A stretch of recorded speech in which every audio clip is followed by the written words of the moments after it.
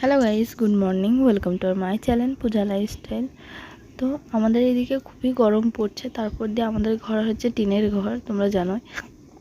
তো এত গরম পড়ছে, এই গরমের মধ্যে আবার কারেন্ট চলে গেছে। আর নিকিতা এসে আমাকে এদিকে জ্বালাচ্ছে, ও একটু ঢং করছে, আমিও একটু ঢং করছি, আর বাবু আমাদের কীর্তিকলা দেখছে বসে বসে।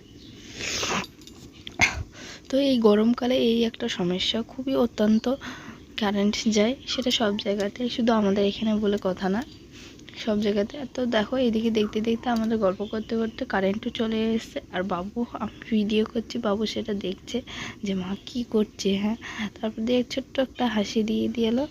আর তোমাদেরকে দেখায় বাইরের দিকে আমাদের কীরকম রোদ। তো দেখো অত্যন্ত রোদ, তো উঠোনতে একবারও যাওয়া যাচ্ছে না, এত পরিমাণের রোদ। আর আমার এইদিকে ঘর দৌ গুছানো গোছানো কোনো রকম হয়েছে। তো এইদিকে ঘর দুগুলো ভালো করে গোছাতে হবে। আর এদিকে বাবুর দুধ চাল দিতে বসিয়েছি, আর বাবু কোলে ওঠার জন্য কাঁদছে। তো দেখো দুধটা বসিয়ে দিয়েছি, দুধটা ফুটছে, বাবুকে খাওয়াতে হবে। খাওয়াইছি সকালবেলায়, এখনও আবার খাওয়াতে হবে দুধটা জাল দিয়ে। তো নিকিতা দেখো কি করছে, নিকিতা মনে হয় পাগল হয়ে গেছে। 2 দিন পর মনে হয় পাগলা গারোতে দিয়ে আসতে হবে।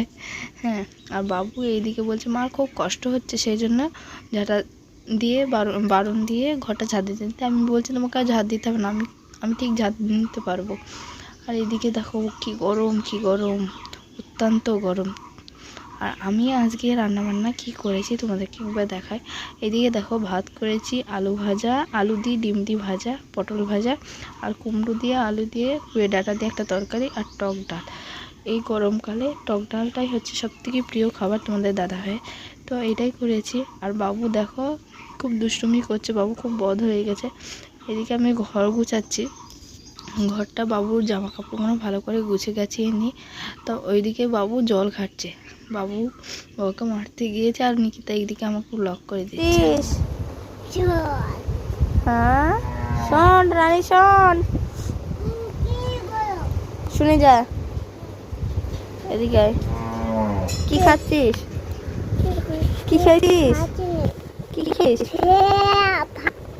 ভাত, আর কি, আলু, আর কি, মাছ, মাছ, কি মাছ? আলু মাছ। তাই, দাদা কই?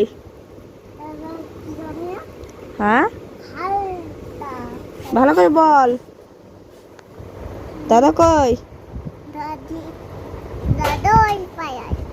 ওই পায়া কি করতে গেছে? খেলা করতে। তাই, তুমি কি বলতে চাইছো? তো তখন স্নান টান করে শুয়েছিলাম, আর রানী এসে তখন রানীকে অনেক রকম প্রশ্ন করছিলাম, দেখছিলাম রানী বলতে পারে নাকি। আর এইদিকে দেখো বিকাল হয়ে গেছে, আমরা সবাই বিকালবেলায় বসে বসে একটু আড্ডা দিচ্ছি। সেটা সবাই জানে, তোমরাও জানো যে আমরা বিকাল হলে বাইরে বেরিয়ে একটু বসে বসে গল্প করি। আর এইদিকে বাবু দেখো কি করছে, দাঁড়িয়ে দাঁড়িয়ে। ও নিকিতাদের বাড়ি, এটা নিকিতাদের বাড়ির সামনে যে গেটটা আছে সেই গেটটা নিয়ে শুধু খেলা করবে। আর ওর কাম্মা ওকে আচার খাইয়ে দিয়েছিল। তো বিকালের পর বাড়িতে চলে এসেছি, বাড়িতে এসে এই যে রাত্রেবেলায় বাবু খুব বকর বকর করছিল, ও দিদির সাথে গল্প করছিল।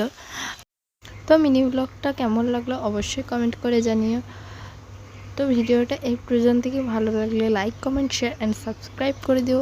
দেখা হচ্ছে নেক্সট ভিডিওতে, ততক্ষণের জন্য ভালো থেকো, সুস্থ থেকো। বলো দাদু।